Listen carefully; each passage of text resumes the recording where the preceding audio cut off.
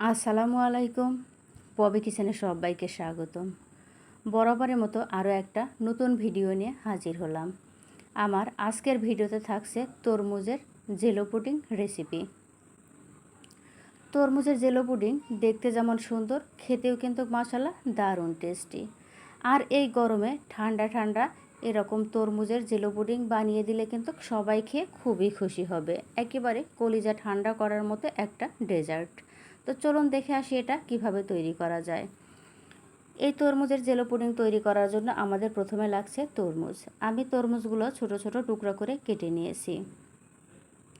এরপরে আমাদের লাগছে ব্লেন্ডারের জাগে আমি তরমুজের টুকরোগুলো দিয়ে দিচ্ছি। এরপরে আমি এটা ব্লেন্ড করে নেব। আমি এটা ব্লেন্ড করার সময় কোনো প্রকার পানি ব্যবহার করব না। তো পানি ছাড়াই কিন্তু আমি এটা ব্লেন্ড করে নিয়েছি। তো এরপরে আমি একটা ছাঁকনির সাহায্যে তরমুজের জুসটা আমি ছেঁকে নিচ্ছি। তরমুজের মধ্যে যে বিচি থাকে, বিচিটা কিন্তু এই ছাঁকনিতে থেকে যাবে। তো আমি একটা চালনির সাহায্যে আর একটা চামচের সাহায্যে আমি জুসগুলো আলাদা করে নিচ্ছি।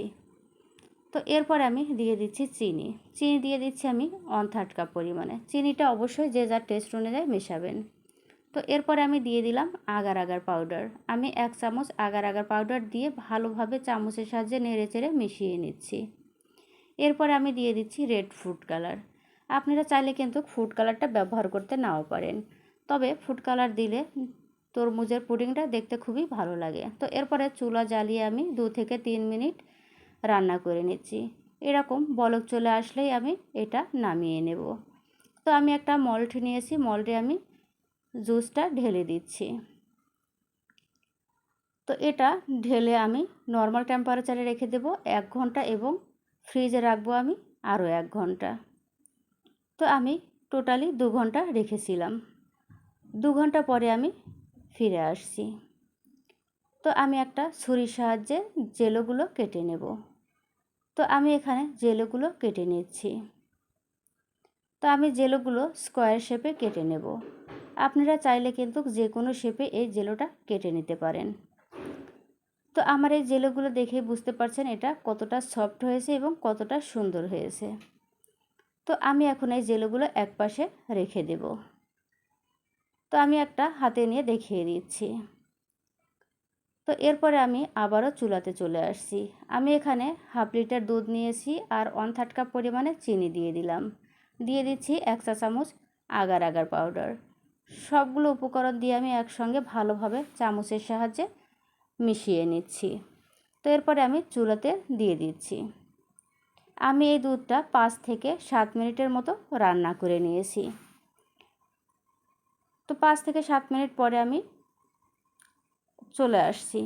তো আমি এখানে একটা মল্ড নিয়েছি, মল্ডে আমি প্রথমে জেলেগুলো দিয়ে দিয়েছি। এরপরে আমি দুধটা দিয়ে দিচ্ছি। দুধটা দিয়ে দেওয়ার পরে আমি একটা স্প্যাচুলার সাহায্যে এটা নেড়ে চেড়ে দিচ্ছি। এরপরে এটা আমি রেখে দেব 2 ঘন্টা। আমি নর্মাল টেম্পারেচারে রেখে দিয়েছি 1 ঘন্টা এবং ফ্রিজে রেখে দিয়েছি আরও 1 ঘন্টা। তো 2 ঘন্টা পরে আমি চলে আসছি। তো আমার তরমুজের জেলো পুডিংটা রেডি। তো আমি একটা ছুরির সাহায্যে 4-5টা কেটে নিচ্ছি। এটা 4-5 কেটে নিলে কিন্তু মোল্ড আউট করা খুবই সহজ হয়। তো পুডিংটা দেখেই বুঝতে পারছেন এটা কতটা সুন্দর হয়েছে এবং খেতে কতটা টেস্টি হয়েছে। এটা দেখতে যেমন লোভনীয়, খেতেও কিন্তু মাশাআল্লাহ দারুণ টেস্টি। তো আমি একটা ছুরির সাহায্যে কেটে দেখিয়ে দিচ্ছি। তো আমার এই রেসিপিটা যদি আপনাদের ভালো লেগে থাকে তাহলে অবশ্যই লাইক, কমেন্ট, শেয়ার করবেন।